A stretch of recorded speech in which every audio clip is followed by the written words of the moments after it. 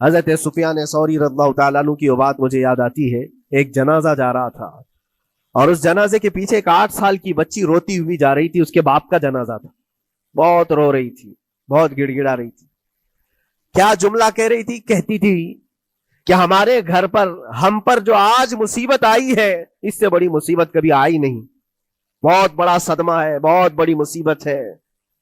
تو حضرت سفیان ثوری نے اس بچی سے کہا, بیٹا تمہارے اوپر جو مصیبت آئی, تمہارے گھر پر جو آئی, وہ کل کو ٹھیک ہو جائے گی, تم پھر معمول پر آ جاؤ گے.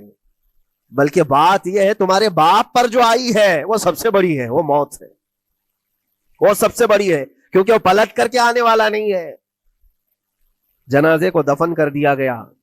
دوسرے دن قبرستان میں حضرت سفیان ثوری کہتے ہیں اسی قبر کے پاس میں اس بچی کو روتے ہوئے دیکھا. بچی کو باپ سے بڑا لگاؤ رہا ہوگا. قبر کے پاس بیٹھ کر کے رو رہی تھی, یوں کہہ رہی تھی, ابا آپ بیمار تھے, میں دوائی لا دیتی تھی. آپ سونے کے لیے جاتے, میں بستر جھاڑ دیتی تھی اور بچھونے بچھا دیتی, آپ کو اڑا دیتی چادر, اور آپ کو کھانا میں لا کر پروس دیتی. کل کی رات کیسی گزری؟ کیا کسی نے دوائی پوچھی آپ کو؟ کیا کسی نے کھانا پوچھا آپ کو؟ کیا کسی نے بستر جھاڑ کر دیا اور کسی نے آپ کو اوڑھنا اڑایا؟